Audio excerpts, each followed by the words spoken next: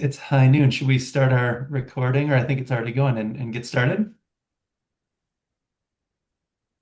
Think we might need to restart it. Or maybe it is already going. Sorry. Yeah, we're good. Okay. Thanks, Caitlin.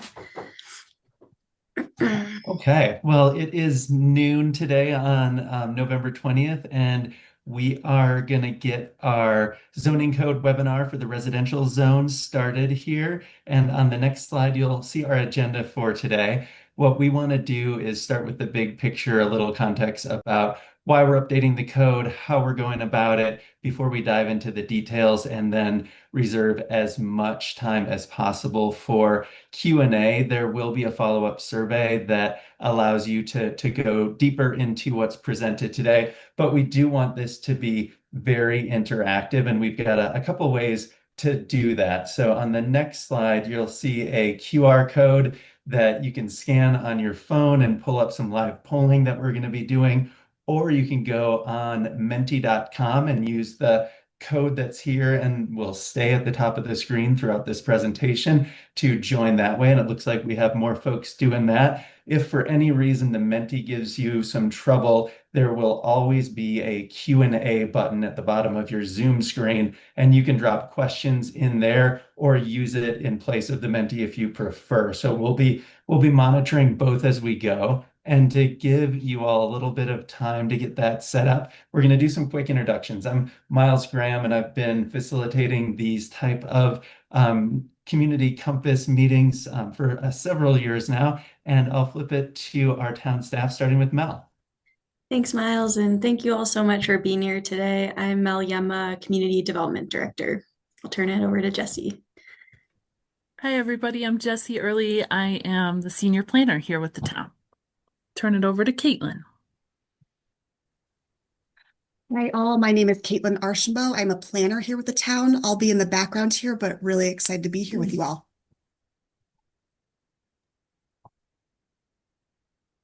Hi everyone, Dara McDonald, Town Manager.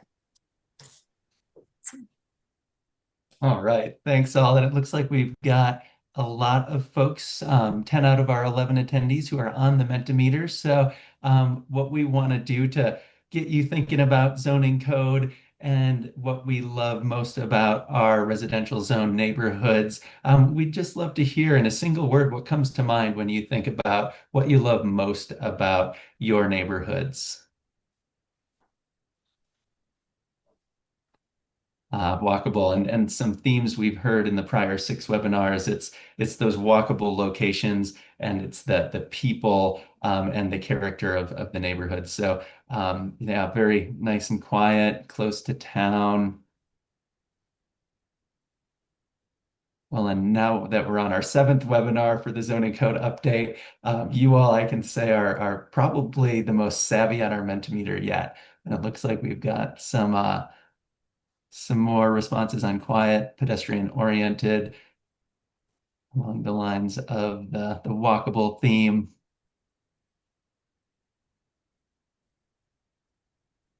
Excellent.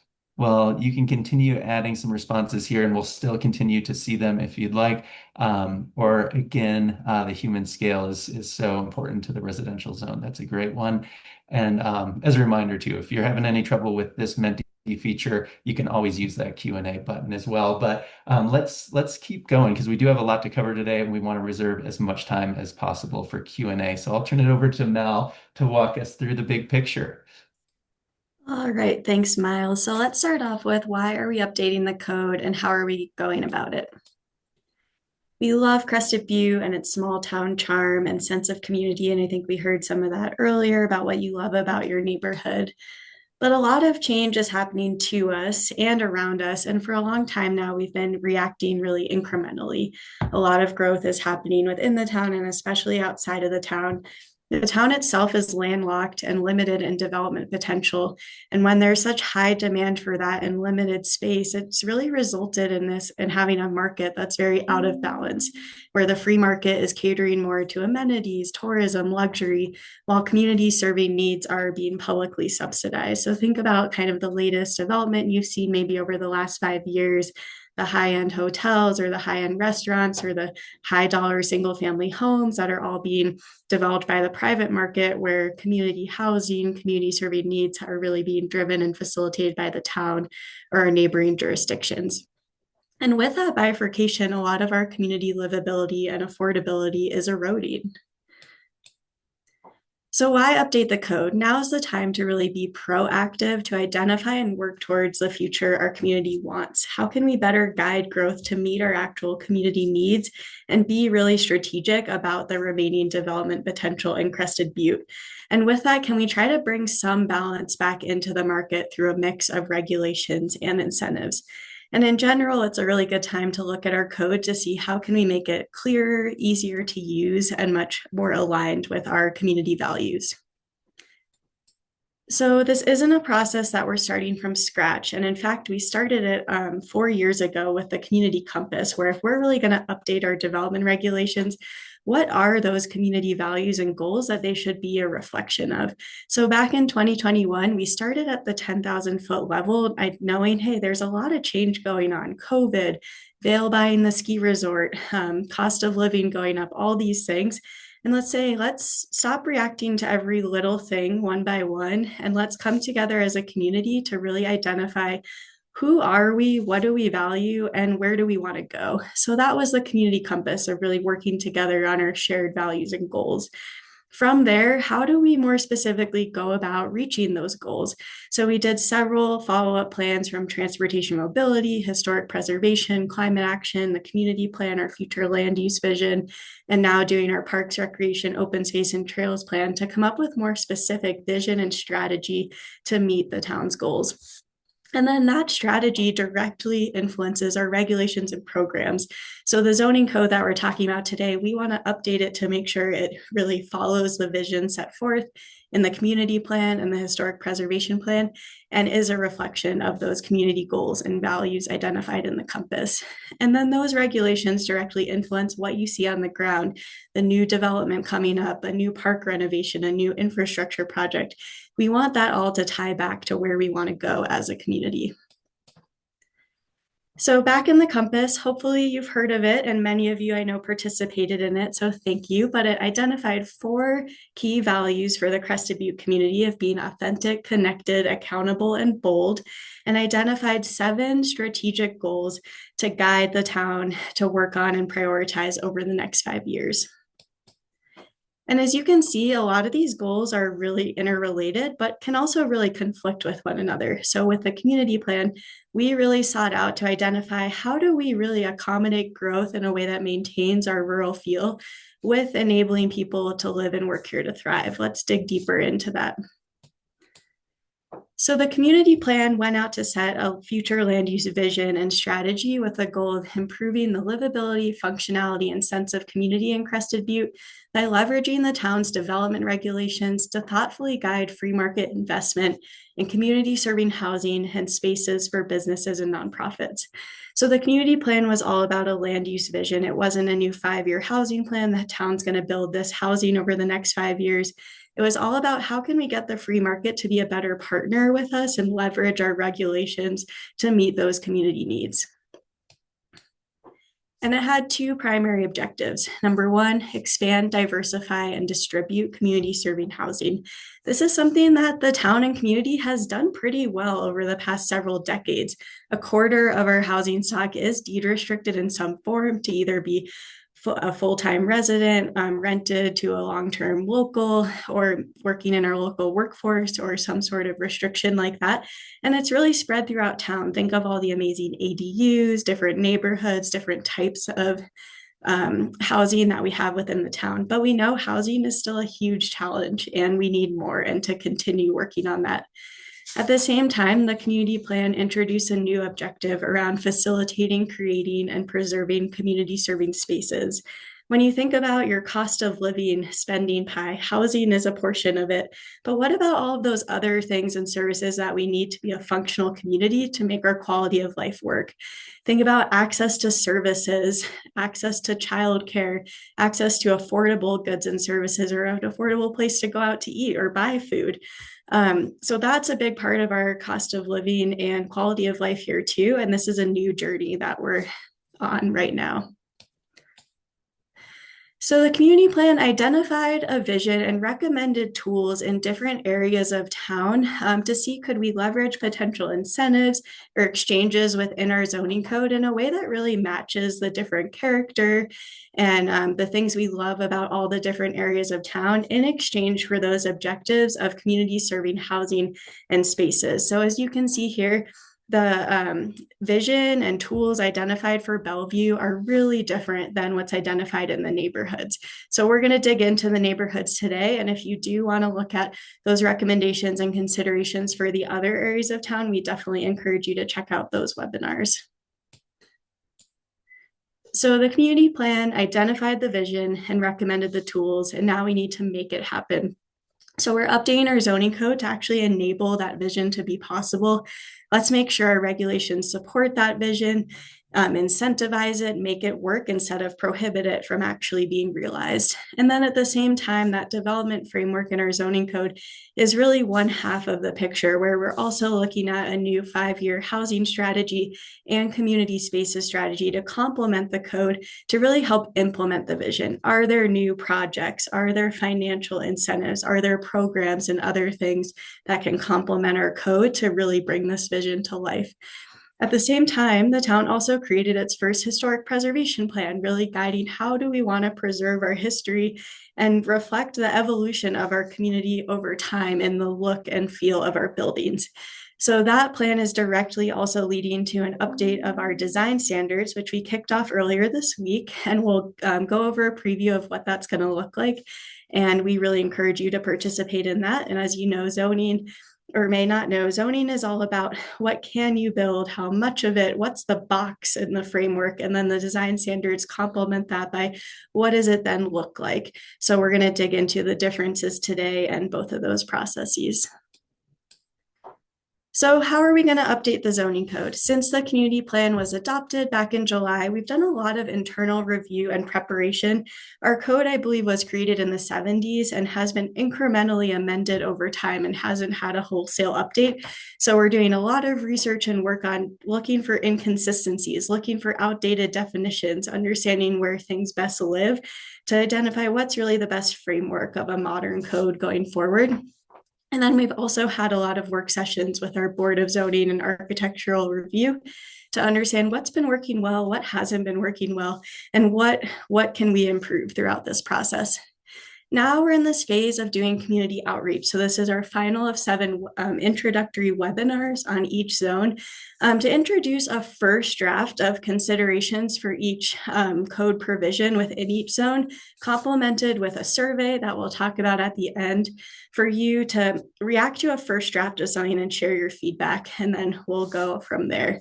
In this phase, we're also doing a technical and market analysis of the proposed incentives, where we're looking at some different incentives in each zone, and we're doing some analysis to understand, will that economically be feasible? Will that pencil out for people to dig deeper into that? And then this winter and spring, we'll keep drafting, keep refining with your feedback. If you participated in the Compass or the community plan, you might know that we rewrote those plans several times. I think the Compass was 7 times in total. So based on your feedback, we'll continue refining and continue working with council and BOZAR until we get to a place and a code that we're really comfortable with. So we would love to hear from you. This is just the start of this process, but what are your preferred ways to engage in the zoning code update? Do you like these webinars and surveys? Do you want more in-person open houses, or coming to your neighborhood and speaking with you individually, which of course on the side we will always do. Please reach out to us if you want to talk individually. Do you like coming to council or BOZAR meetings, or can we get more creative? So we'd love to hear from you. What are the ways you want to engage, as this will help shape what the future phase looks like? And it looks like we've got some early returns on these webinars and surveys working well. Certainly, there will always be council meetings and BOZAR meetings as part of this process. As Mel reiterated, this is early in the process. There's going to be a lot more outreach to come. And we're always looking for ways to get more creative as well. But it looks like some of our tried and true pathways are effective. And for those of you who are just joining us, the menti.com code at the top of the screen, if you haven't already logged in, will allow you to participate in some of these polling questions that we'll have in the next few slides. There's also a Q&A function at the bottom of your Zoom. If that works better for you, you can always use that to ask us questions or respond to some of these polls as well. But it looks like these webinars are a great way to start with the survey that you all will be emailed after this webinar. And then there will be future council meetings and BOZAR meetings coming up. We don't have any open houses currently scheduled, but this feedback will help us design those future outreach touch points. So thank you so much for participating in this one. And Mel's got one more slide, and then we'll have one more poll coming up. So keep your mentees handy. Awesome. So lastly, what's guiding this process? In early October, we held a joint work session with the town council and BOZAR to really come to alignment on, do we have some guiding strategies or principles for this zoning code update? And we essentially distilled down the compass, the transportation plan, the historic preservation plan, the community plan, the climate action plan, and synthesize that all together to really understand, what would a successful code look like? So number one, let's simplify the code. Let's make sure our code and our development review processes are really clear, consistent, understood, and a really good reflection of our community values.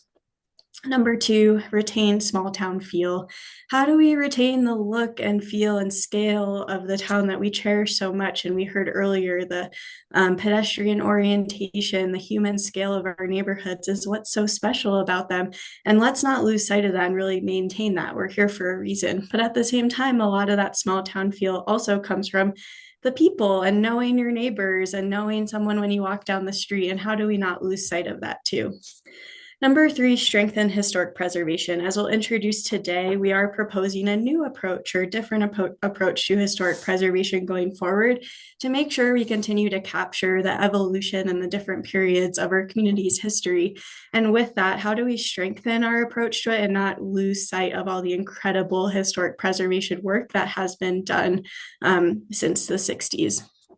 Number four, integrate land use with transportation and climate action. Let's look at modernizing our land uses and really enabling more opportunities to allow for more choices for people to live closer to where they work, reducing the need to commute, reducing the need for more cars and all that sort of thing. That is directly tied to a lot of our goals on transportation and climate action.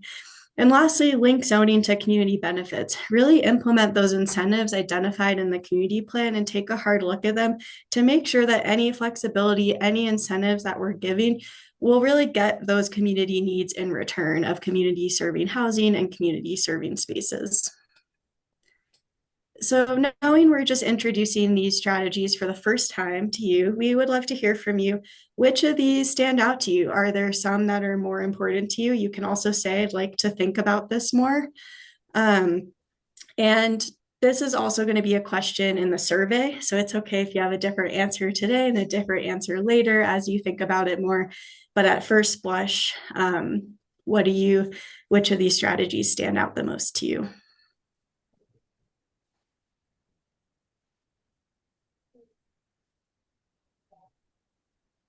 And Mel, it looks like we've got some early returns on retaining that small town feel and strengthening historic preservation, integrating land use, simplifying the code, jumping up, but retaining small town feel is skyrocketing, which I think is really that the community character and the values that the Compass is built on. So great to see that reinforced. And as Mel said, this will also be a question in the survey that will be sent out to all of you after the webinar.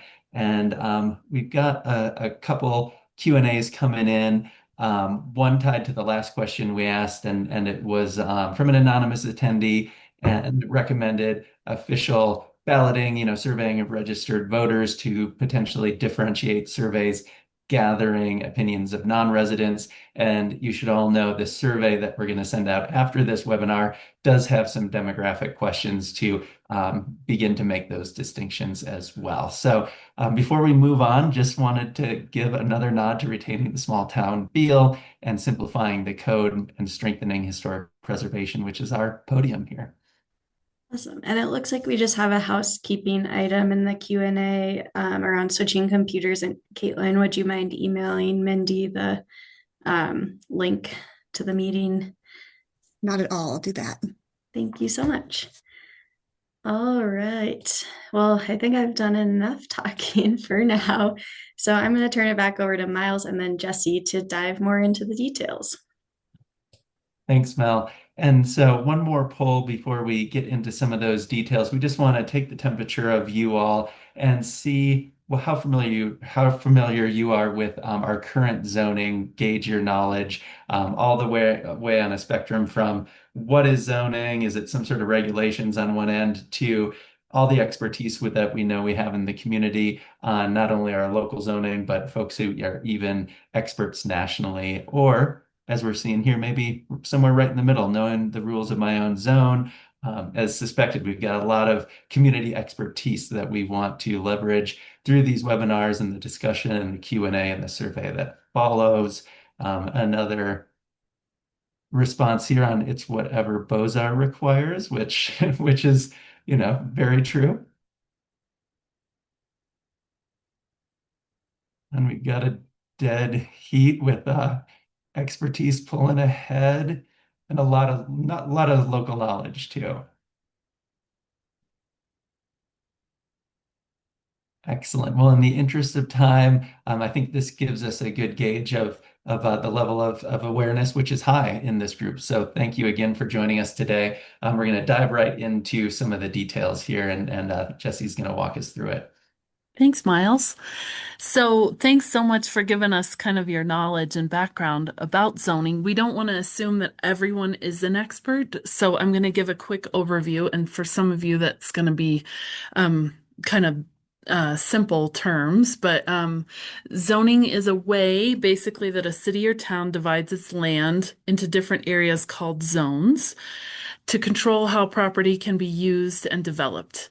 And each zone has its own rules about the things that you see on your screen before you. So the land use, what types of uses are allowed in those districts, the density of the structures on those lots within those districts. So floor area ratio, which we'll talk more about here in a little bit.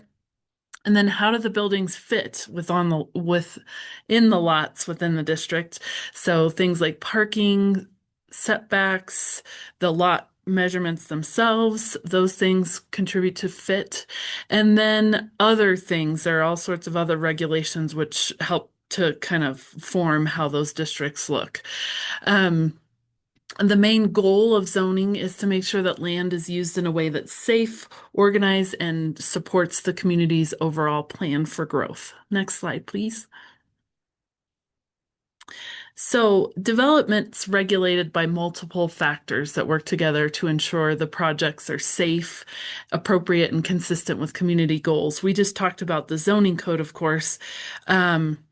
But in our community, there are also things like the design standards, which come together to help make a project.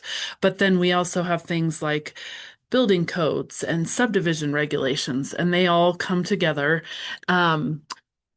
These layers of regulation basically shape how the development happens.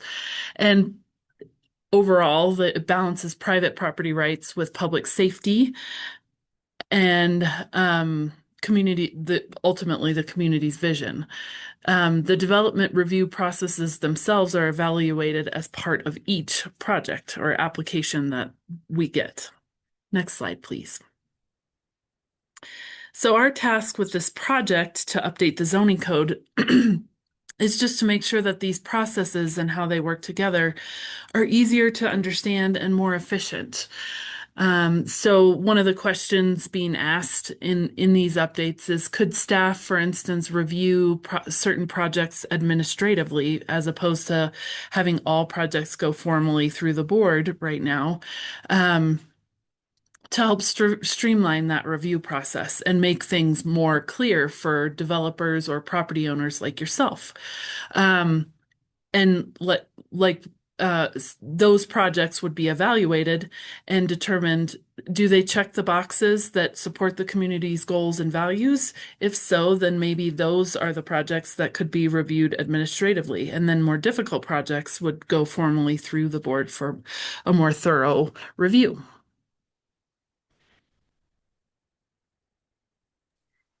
And just to give some context on zoning, and that any of the changes and proposals that are being introduced today would only influence development going forward.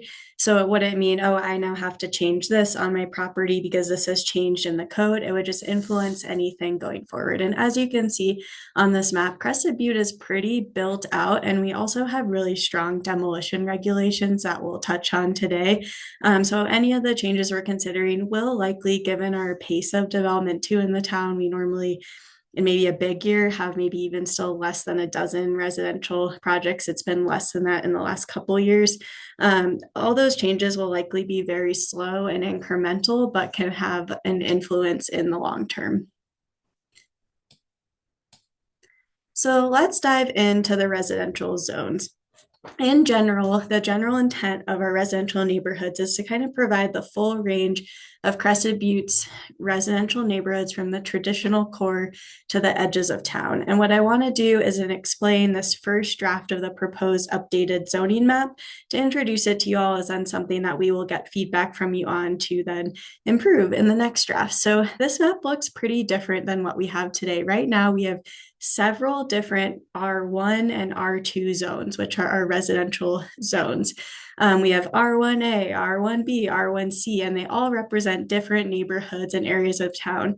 As we dug in and identified, okay, what really is separating these neighborhoods and zones in our zoning code provisions, we definitely recognize they all have their unique neighborhood and character feel. We realized that they really just had different minimum lot sizes, and that was one of the main provisions that was separating them. So one thing we want to talk about today is, could, in a way to really simplify and streamline the code, can we consolidate our R1s and 2s into just 2 total residential zones, recognizing all of our residential zones in the town would be RA, and then we do have some on the edges of town, say on the Bench and Treasury Hill, that do have higher, bigger lot sizes to account for that, and that would be the RB zone. So that is the first proposal in consideration. The other change that we're proposing is going back to that strength in historic preservation, is to have a new approach for historic preservation around. Currently, right now, the entire town is the designated local historic district, meaning anything built in the town needs to be built to look like it came from the mining era. The historic preservation plan called for a different approach to really strengthen our historic core and a buffer around it with our mining period of significance. So what we're proposing is an overlay zone of this red outline, that if you fall within that, you would follow the historic district regulations for the coal mining era period of significance. And then to introduce a new potential period of significance of when the town transitioned from a mining town into a ski and recreation town. So any of the parcels shaded on here are buildings that were built from the mid-60s to the mid-80s that are currently being surveyed for architectural significance and integrity to potentially be included in that period of significance. So all of those ones are shaded, are being surveyed, and then based on the results, a new period of significance, likely smaller than everything that's on here today, would be created. And that would also be an overlay zone, but different from the mining era in that it's more of a salt and pepper district. So if buildings fell into that overlay zone, they would then go to a different chapter of the design standards with standards around your style and building from that era of your history. Then outside of those two overlay zones, you would go to a different chapter of the design standards where there would be clear standards governing mass, scale, and form, but there would be a lot more flexibility for different architectural styles and creativity, which was the overall direction from the historic preservation plan. Some other things that we're going to get into as we get into more specific code provisions today is we're going to look at simplifying and modernizing uses and definitions and consider allowing more diversity of housing types. So you might say, well, R1 is really different from R2 in that R2 allows duplexes by right, where R1 allows duplexes conditionally. And one proposal is that we have never seen a duplex in R1 be denied conditionally, same with accessory dwelling units. So in modern times, could we look at, hey, can we allow that as a permitted use in both of these areas? So that's something we'll touch on. We're going to talk about parking requirements, removing minimum lot sizes, widths, and floor areas, and then really reinvigorating our ADU accessory dwelling unit incentives and enabling micro lots. So we're now going to go more into detail on each code provision, and we're going to try to fly through these so we can save plenty of time for question and answer. And so before we dig into the details of some of these focus areas that Mel went through, we've got one more poll coming up here on the next slide that just like we wanted to know what you love about your neighborhoods and your residential zone, we also want to understand the challenges that you're experiencing. So we've got an open-ended question here to just start to gauge, some of the things maybe you want to see less of in the neighborhood zones before we dive into the current and some of the proposed changes in this zone. And things we've heard to date in the previous 6 webinars that we've been doing as it relates to the residential zones. There may be some feeling of spillover from some of those activities in the business zones, particularly along Elk Avenue, that are felt in residential zones. And what we're hearing today, cost of renovations makes it difficult to maintain my home. And I think that's some of the flexibility and simplicity that Mel was speaking to. Hopefully in the future slides, we'll start to address some of those things. And we'll be talking about the process to update the town's design standards, which also will have an intersection there. We're also hearing house degradation due to lack of metal skirts and siding. Again, very relevant to some of the design standards conversation as well. Too many empty homes, too many short-term rentals, parking, snow storage. We definitely heard that in prior webinars as well. More space between buildings, so there is proper drainage, permitting costs to build. Very good feedback here. Awesome. Well, thank you all. That's really helpful and definitely in line with a lot of the other challenges we've seen in some of the other webinars. We've got a bunch of late additions coming in here, parking, especially during snowstorms, car shuffling, the cost of construction, floor area ratios, FAR, improper dumping of snow in the backyard, lack of alley maintenance and plowing, non-permitted vehicles, parking in permit-only areas, also RVs parking in permit areas, short-term rental, STR incompatibility with the neighborhood, groups arriving, too many cars, parking inappropriately, failing to properly use garbage, loud parties, fewer lights on overnight. And then another one, lack of architectural variety and individuality. This is great feedback, and I think we'll hear a lot of these reflected in some of the proposals that Jesse will walk us through. Thanks so much, Miles. So this slide is a lot and a lot of verbiage, but basically the residential zone district uses are fairly simple as they exist. Uses within these zones are either permitted or conditional. Permitted means that they can be done by right with no approval process. And then conditional means that some level of review is required. And for the town of Crested Butte, that means BOZAR review. as an aside for the discussion, and when I go through the uses, we're determining the best way on how to define dwelling unit, as Mel had mentioned.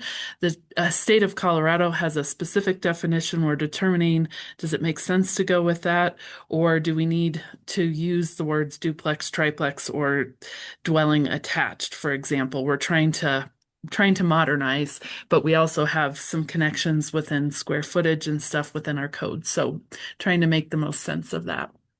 So the things that we're keeping within the proposed uses would be dwelling, single unit, dwelling unit attached, accessory dwelling, accessory building, home occupation, and these uses would be made permitted uses rather than conditional uses. Some of these are conditional uses right now. Bed and breakfast would be kept, and it would be kept as a conditional use. And then we'd clean up things like the assembly use within this zone.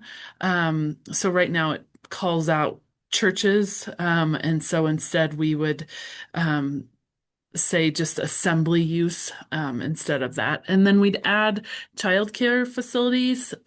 Small would be a permitted use and large would be a conditional use. And then we'd be removing public recreation and playground from a use, just knowing that we're sort of getting towards the point of being built out at this point. So next slide, please. And that wouldn't mean you couldn't have a playground on your Right. property, but Right. it would be like a full development like that. Right. Thanks, Jesse. So parking, the zoning code dictates how many off-street parking requirements are required by use. So we currently have absolute requirements saying for having certain numbers of parking spaces based on number of bedrooms or different types of buildings. And what off-street parking is what's required off-street. So you'll see your off-street parking spaces. A lot of times it's accounted for if spaces included in garages. And then the town has on-street parking in the town right of way, which is shown in turquoise. And I want to acknowledge that every neighborhood is very unique. Some neighborhoods have a lot of available on-street parking, and some neighborhoods are full to the brim and do not. And that is why permit programs have been introduced in certain areas over certain times of years. And I do want to acknowledge, as we heard a comment before, that having to move your car every other night due to snow plowing does impact parking capacity and can be an inconvenience for a lot of people. So I do want to acknowledge that. But one thing that we want to propose is going from an approach of dictating absolute requirements to really putting more of the control in your hands of how many spaces do you need, and having a minimum parking requirement that's required to meet that minimum, but you could go above that.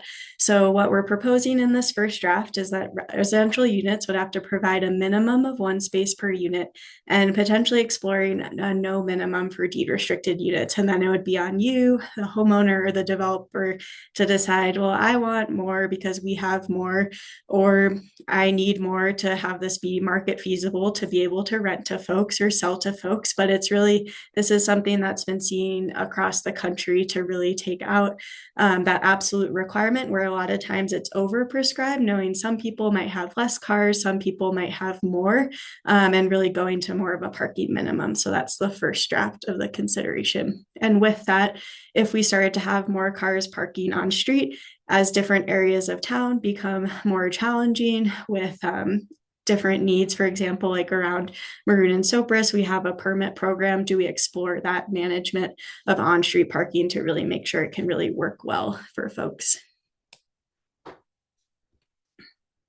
Okay, so specific to lot measurements, lot sizes for the residential zones right now in the current code vary from 2,750 square feet to 87,120 square feet within all the districts you see on the left-hand side. We'd remove the minimum lot size and keep the maximum at 9,375 square feet for the RA zones, and 14,000 square feet would be the maximum lot size for the RB zones, which are again areas such as Treasury Hill and the Heights. And we would remove the requirement for minimum lot width for both of the proposed new zone districts, RA and RB.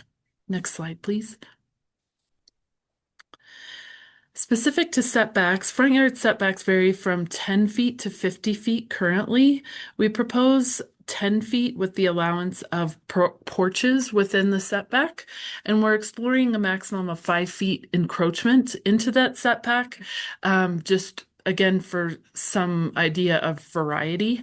Any proposal for an encroachment into the setback in the front would have to ensure that there isn't any snow shed into the right of way, for instance, though. On side yard setbacks, there's no proposed changes, so the 7.5 feet to 11.5 feet would remain the same. Mechanical systems, though, such as heat pumps, would be allowed to be within that setbacks. We're finding that it's a challenge sometimes to find a place on the site for those. And then for the rear yard setback, instead of 10 feet for the primary building and 5 feet for an accessory building, we're proposed to shift to a 5-foot setback for all buildings. And also, any rear yard setback that functions like a side yard would be held to a side yard setback requirement. So the 7.5 feet to 11.5 feet, to ensure that there aren't any negative impacts to neighbors in these situations. All right, so in every zone within the code, there's a catch-all section called additional provisions. And in our various residential zones, these contain provisions that don't necessarily fit into the typical land use, setbacks, lot size. And all of our R1s and 2s have different requirements around requiring 50% of open space, different requirements for roof pitch and wall height, and then stream margin or excessive slope review for structures that fall into areas that require that. So think about like floodplain or living near a really steep slope. So what we want to do is really just evaluate where things best live to go back to that clarity and simplicity. So for example, roof forms and wall heights, really looking at not having design provisions within the zoning code, but rather having those live within the design standards, and then falling into that flexibility outside of the historic districts of maybe allowing more flexibility of different things like that. We're also considering not having open space requirements in recognition that all of your other site requirements when it comes to setbacks, parking, maximum building size, your FAR, really back into open space on the site. So we're looking at, instead of prescribing all of these different things like a minimum width and an open space in this, sometimes those can conflict together, and can we really just back into those things from all those other requirements? And then lastly, we would want to treat floodplain review and excessive slope review as more of overlay zones, just like those historic districts, so that if you fall into that zone, then you have to follow those specific processes to get the permit for that. Okay, floor area ratio, or FAR, is the way to measure how much building can be constructed on a piece of land, and is a ratio of the building's mass to the lot size. The current residential zone districts have a range for many of the districts, from 0.4 to 0.5 sometimes. And then some districts within the residential zones have just a maximum square footage. For those zones that have ranges, the ranges aren't really currently used. Most people aim for the maximum square footage just because of the cost of construction, the cost of the lot. For what's proposed for the RA zones, there would be a maximum of 0.4 or 40% of the lot size, or a maximum of 2,800 square feet for the primary, and 0.5 or 50% of the lot, or 3,800 square feet for all buildings on the site. For the RB zones, currently those zones are R1B, again, R1D, R1F, and R1A. There would be no change to the existing square footage requirements. We are evaluating the minimum unit size, and we'll update this within the zone or within the code. Right now, this is 400 square feet. In the proposed revisions, we're also exploring incentives for inclusion of a deed restriction or ADU, such as not counting garages, accessory buildings, or accessory dwellings, and the potential allowance of a basement if there were a deed restriction, for instance. There will be, as Mel mentioned, a historic overlay for this zone to mimic what kind of now lives as the core zones, the residential core zones for the current period of significance. And this would limit the FAR in these areas to 0.32 for the primary building and 0.48 for all buildings on the site. Next slide, please. Okay, so as far as height goes, currently the height exists at 28 feet for the core zones and 30 feet for all other residential zone districts. The proposal would be for that 30 feet to remain in effect for the RA and RB zones. And then homes within the historic overlay would be limited to 28 feet. There has also been some discussion regarding ADUs and if an increased height could be supported. Right now, that's 24 feet. If the height was subordinate to and relational to the primary building. But again, that's just discussions. So moving on to incentives, right now in our residential zones, we allow for accessory dwelling units and we waive the resident occupied affordable housing fee, which is a calculation of essentially housing mitigation, calculating how much your home will generate of new employees and what part of that is this regulation requiring you to mitigate. So it's a housing fee on there, as well as waiving tap fees for homes with an ADU. And what we want to do is really look at revamping and exploring different incentives that could try to reinvigorate more interest in building ADUs. So one consideration, as Jesse mentioned on FAR, is if you do an ADU or say you do a duplex and deed restrict one of them, then looking at discounting and not counting things like garages, accessory buildings towards the maximum FAR, which they are counted now. That could also lead to some more variety in size throughout the neighborhood, as homes that don't do those things would be more limited in those things counting. Also looking at things like basements, potentially if you don't do an ADU or a deed restricted unit, could you not do a basement, as we're seeing more and more of those. So an example, and the other example is right now, every accessory dwelling unit is required to be deed restricted to be a long-term rental. And we want to look at, would we consider allowing folks to build 2 ADUs and one of them would need to be deed restricted as a way to provide more space for a homeowner without adding a lot of mass to the front of the main house. We also want to look at allowing subdivision of micro lots for deed restricted housing. So we are also updating looking at updating the subdivision code to really enable, could someone, if they say built an accessory that they plan to build the primary 20 years ago and now they can't build the primary or don't want to, could there be the possibility to enable them to sell off that portion of that property with a deed restriction for more affordable home ownership opportunities? Or similarly, someone with an existing ADU, could you subdivide that in a condo situation, again, for another smaller home ownership opportunity? So those are some of the incentives that we're looking at. And again, we're doing those market analysis right now to understand what would this look like? What would the massing look like with these things? How would the numbers play out? And that's something we're planning to come back to town council and Bozar with at our February 3rd meeting. So please participate in that if you'd like to see that analysis. Specific to demolition, the demolition ordinance that in its current form was put into effect in 2019, and this ordinance would be kept and strengthened. Specific to residential construction, this ordinance basically requires that if the building is approved for demolition or relocation and is less than the maximum FAR as it exists, to reach that maximum FAR with the redevelopment plan, an accessory dwelling unit is required as part of the redevelopment plan. There will also be a section pertaining to buildings from the new period of significance. And then we'd also be looking for ways to create incentives for stabilization and maintenance for buildings within each of the periods of significance. Next slide.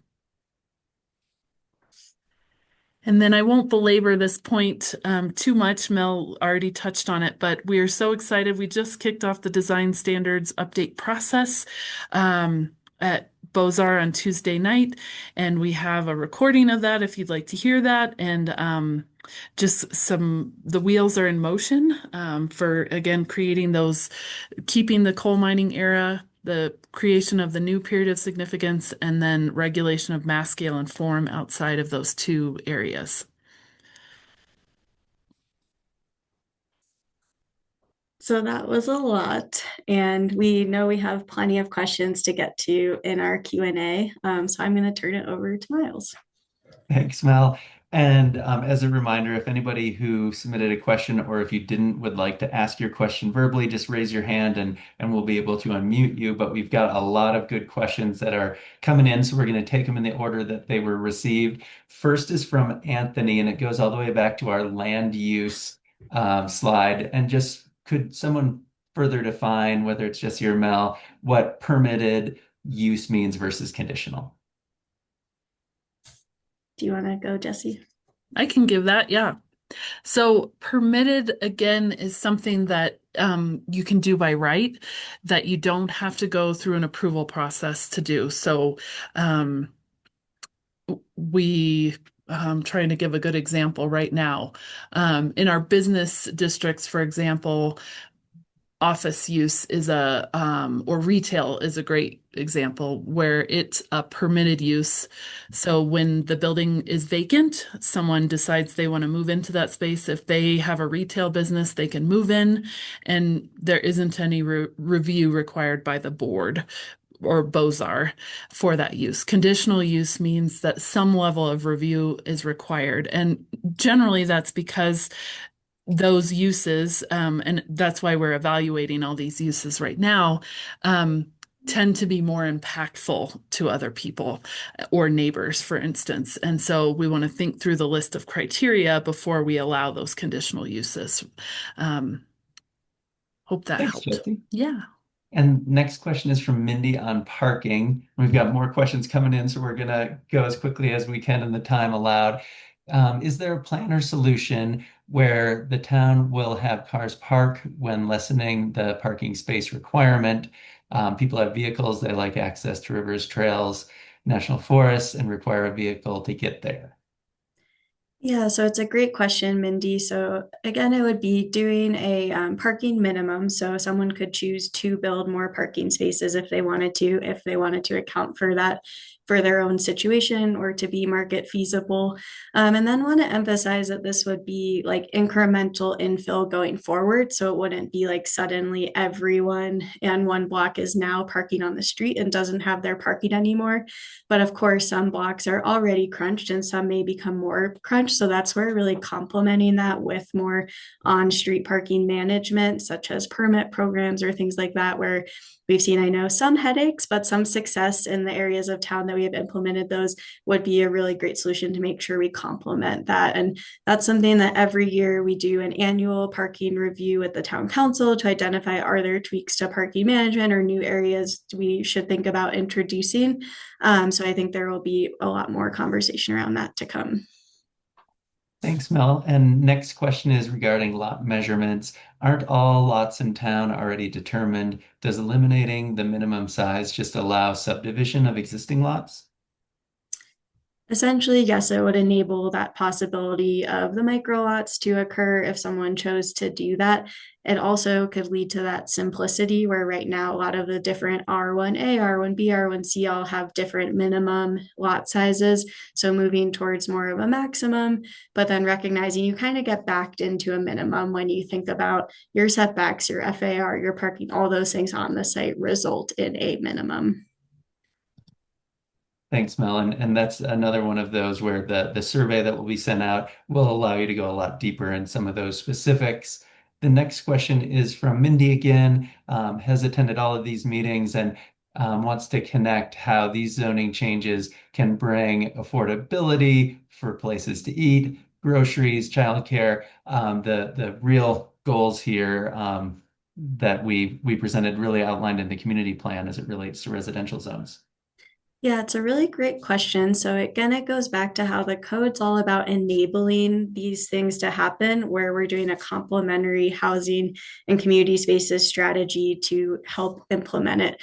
So it's a little subtle in the code where things like land uses and allowing childcare in different zones, making some things that we want more of that are conditional uses or not allowed and have a lot of process, making those permitted in areas where appropriate so they can be achieved easier and reduce red tape and burdens to that. And then also the incentives. So looking at things like the ADU incentives and micro incentives in the neighborhoods where in the commercial zones, we're looking at incentives, say on Bellevue, of potentially considering an increased height incentive in exchange for deed restricted commercial space and things like that. So it's the code's all about enabling it to happen and not prohibiting it, but that doesn't mean people will do it. Again, we have big market dynamics happening here. So that's where the 5-year housing strategy and community spaces strategy comes in. Where do we need financial incentives? Do we need more programs to help these things happen, like incubation programs for starting a small business or a restaurant, or things like a shared commercial kitchen, or looking at grant opportunities for childcare providers or starting that up? So those are all the sorts of things we'll be looking at in those strategies to then complement the code. Thanks, Mel. And just like there was an incentive slide for the R zone here, there were incentives for the B zones and the C zone as well. And that market analysis will look at some of those incentives. So again, we're just at the beginning of the process, and we've got a couple questions here on floor area ratio. First one is, how does the FAR of a duplex fit into the quote unquote primary versus the all buildings categories? Mel, do you want me to take this one? Okay. So in many zones right now, there is a provision for duplexes to go up to that maximum square footage of 0.5 or 50%. What we're doing is looking to clarify that and make sure single family gets the 0.4, but if you're doing a duplex, you do get that higher because you have more density on the lot. And then the same thing with the higher density residential zones, which we didn't talk about today. The uses would be clarified. So triplex, multifamily, duplex, there would be different FAR ranges. That's a really good question, though. Thanks, Jesse. And the next question is right along those lines. Will the consideration of basement square footage be changing? In other words, will it be considered as part of the floor area ratio? Basements have definitely been part of the discussion so far to say, could those be used as an incentive to, again, try and gain a deed restriction or something out of it? Or would we start to count those to FAR? So I don't know that I necessarily have an answer to the question, but yes, we are talking about basements. For those that don't know, basements haven't been counted to floor area ratio traditionally because they don't add to the mass of the building above the ground. But we're just trying to, again, look at all the different tools to say, how can we incentivize affordable housing? Thanks, Jesse. And that's another place where that survey is going to be really helpful to get your feedback on how we consider basements. One more question from Mindy on the floor area ratio. How is the reduced open space of a lot? Granted, there are drainage issues throughout town. Wouldn't reduced open space cut natural light reaching neighboring living spaces? Yeah, so the thought on open space is also kind of similar to the minimum lot size and recognizing all your other things on the lot of parking, setbacks, your FAR kind of back into a resulted open space. So that's a consideration there. Instead of having all these different things you have to meet, is there a way to make it simpler where knowing those other regulations are really strong enough to result in that important open space that we desire on our lots? Thanks, Mel. And just to make sure we're hearing from everybody, I'm gonna jump to a question from Edward. He thanks you for the opportunity and related to a home at 220 White Rock between second and third. How might this process help me? How might this process harm me? Really, what does it mean for a property owner in the residential zone? Yeah, it's a really good question. I think it's mean, it's important to look at what are maybe your goals with your property and what you'd like to do, whether it's an addition, whether it's nothing, whether it's just your quality of life, and looking at what are the potential differences, say, in the land uses, or maybe looking around your block and could these ideas really help with that goal that you have or not? And that's a question. And at the end of the day, we really just want to make sure that we have a code that's really simple and clear and understood by all parties, so by property owners and the town, so it's really clear to you of what you can do with your property. Thanks, Mel. And a follow-up to that, have your proposed changes been successful in other mountain communities, ski towns? If so, which towns have we looked at as models? Yeah, it's another great question. So, we all know Crested Butte is very unique, and we're really going off looking at our changes in a way that really builds on like our deep history of the town and also really implements that vision identified in the community plan that was built with a lot of community input over the last couple of years. But of course, we are looking to other towns, and a lot of towns and cities across Colorado and across the nation are really looking at updating and modernizing their zoning code and processes, and recognizing that a lot of codes that were created more in the 70s are much more like auto-centric, sprawl-centric, and really looking at how do we move away from that and to be more pedestrian oriented and have that more small town, livable, walkable feel. And I think Crested Butte has been so amazing at doing that. So I think a lot of places are maybe looking to us more, but of course with definitions, uses, processes, that's a place that we're looking at all different ski towns, all different towns across Colorado. Thanks, Mel. And the next few questions we have on ADUs, but to get back to the intent of some of the questions from Edward, one way I like to summarize it when we're thinking about zoning and land use is that our code is one of the greatest reflections of our community values. And really that's the intent and what it means for all of our residents and visitors alike. Looking at our first of several ADU questions, from Mindy, could an attached garage or front-facing garage be considered to allow more affordable building costs and give more space in the back for ADUs? Jesse. We're looking at all sorts of different options for ADUs. So this is a great question. I see the next question too, which is kind of not the same, but similar.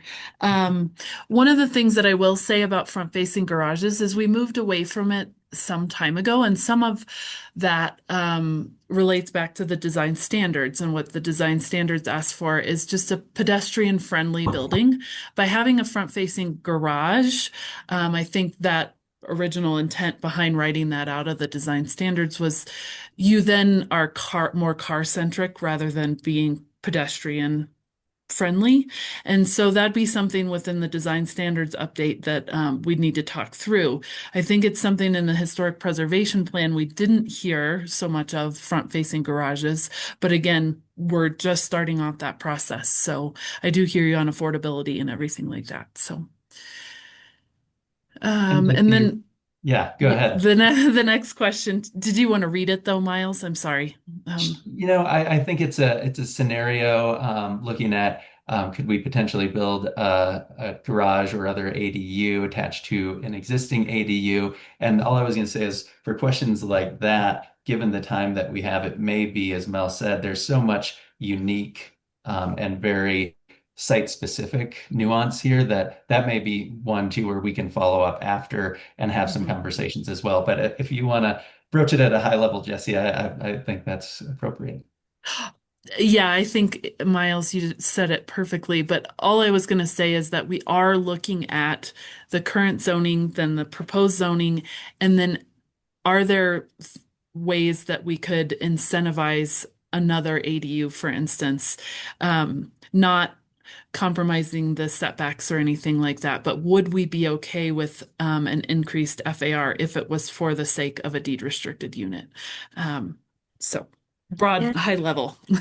And knowing every lot is really unique and some are non-conforming, are there more opportunities maybe for flexibility of say I'm just like half a foot over the setback? Is there a waiver process or something when it relates to that need? Like an ADU is something we'll be evaluating too. Thanks, Mel and Jesse. And switching gears really quickly, question about is there enough staff to handle the workload if we're taking away some of that review from Beaux-Arts to simplify and streamline things? What are the trade-offs when it comes to staff capacity?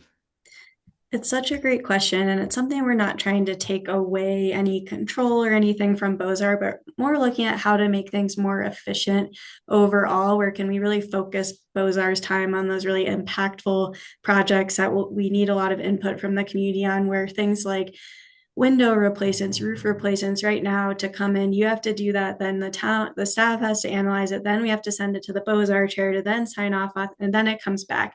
And is that something that's so simple enough that it could really just be approved administratively? And that's what we have professional staff to do. Similarly with ADUs, could those be approved administratively to reduce some red tape and burdens? And as far as staff capacity goes, administrative review could improve efficiency in a lot of ways. And then everything that does go to Beaux-Arts, a lot of time and work goes into staff reports and coordination and really late meetings and all those sorts of things. So it's a way to really look at increasing efficiency all around. Of course, though, with administrative review, we wouldn't take away noticing and opportunities for feedback. So if something was happening on your neighbor's property, you would still get a notice, opportunity to feedback and all that. And then, of course, always opportunities to appeal a staff decision to Beaux-Arts and then up to the town council. Thanks, Mel. And just a quick time check. We are a few minutes over today. We've got some questions that remain. Mel and Jesse, are you okay hanging out and answering a few more questions? Yeah, and thank you all for bearing with us. We definitely want to get to your questions. And there's two similar ones that I may combine. We haven't heard from Todd yet. Anthony has a similar question related to restrictions and flexibilities for ADUs. Todd says, given the current market value for lots and houses in town and the corresponding number of ADUs built recently, has the town considered allowing ADUs to be built without restrictions in order to increase inventory of ADUs that could potentially turn into local housing in the future? Yeah, so that's where the two ADU concept comes in. We're given our high market. If someone builds an ADU, there's no guarantee that they would want to rent it to a long-term local. And that's really always been the intent of our program. So that's why we're looking at the two possibility where you could have one that's unrestricted. But I think given the deep history and the success of our ADU program, that's not likely something we would change across the board. And then on the costs of building ADUs and garages, I love this question because that is something that we budgeted for next year to do pre-approved building plans, just like the county did recently for ADUs. So that's something that we will be working on in the future. Thanks, Mel. One more question on what is the point of changing R1 and R2 to one zone? I wouldn't give multifamily a use by right in R1. Each situation is different and neighborhood impacts need to be considered. Yeah, it's a really great question, and something we evaluated is that duplexes and ADUs are already allowed conditionally in R1, and we've really never seen one denied. So in a way to streamline and improve, is that something that we could consider as a use by right, recognizing that we have FAR limits, we have all these other requirements, like the building scale and size would be the same, but it's a matter of one big house versus two smaller units. What are the trade-offs there when it comes to community character? Thanks, Melina. Another question on the trade-offs as it relates to community character on having two ADUs on one lot remove some of that open space and could create some congestion, less backyard, lessening human scale in neighborhoods. And it kind of gets to some of those trade-offs, right? It's absolutely trade-offs and about just thinking about more options and more choices, recognizing again our context. We're pretty built out. This isn't going to be now every house on my block now has two ADUs, but it's the trade-offs of, more opportunities for more folks to live in our neighborhoods and be part of that community character versus less of that and then more cars commuting into town for people that work here and can't live here. I also just wanted to throw in there too that currently in the R2C zone, which is kind of along White Rock Avenue, there is an allowance for two accessory dwellings, and we do have a few of those as an example. And you are exactly right; it is tight on the lot, and I think it's a personal choice for each of those property owners when that happens. So. Thanks, Jesse. And what are the parameters for the new period of significance? I can hop in, Mel. So right now, as Mel said, we're getting those buildings surveyed by our consultant. We sent over 320 letters, and so he's looking at all 320 properties. And in doing that, he's kind of going to be categorizing buildings, I think. I keep using the Queen of All Saints Church as a great example of mid-century modern construction, for example.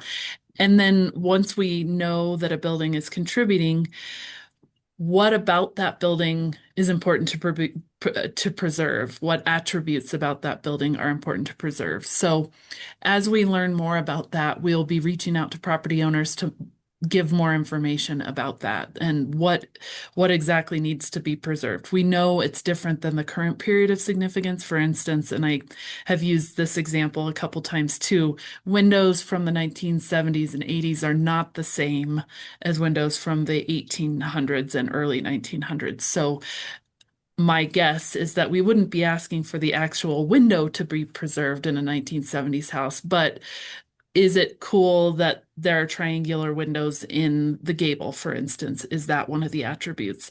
And so someone could likely replace those windows, but they'd be keeping with the original divided light pattern, or lack of divided light pattern, I guess is a better word. So. Excellent. Thanks, Jesse.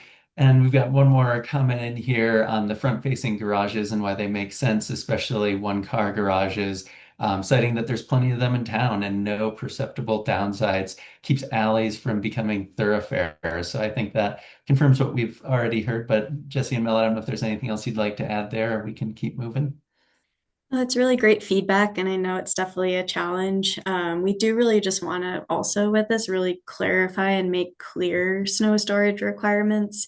So it's really clear, but one potential is with maybe an attached like duplex versus a single family with two ADUs is snow removal and storage could be more simple, and then having a lot of snow pile up between buildings. So again, different choices and different trade-offs for different configurations. But we're happy to talk to you about your individual situation as well.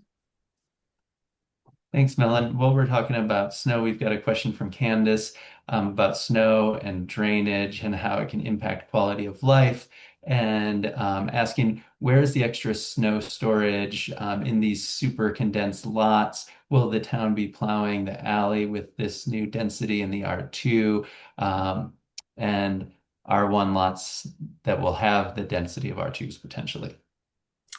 Yeah, so again, great question. And the big challenge with wanting to incentivize more ADUs is that we don't maintain our alleys in town, and we really do not have the capacity nor the resources or budget to start doing that. And I know that is a really big challenge. So that's something that we want to look at with these ADU incentives around, do we require access off the front, or, and then again, like how do we make sure our snow storage and removal standards in either the zoning code or the design standards are really clear, because we do live at 8,000 feet and that's a reality, and we want that to be as clear as possible.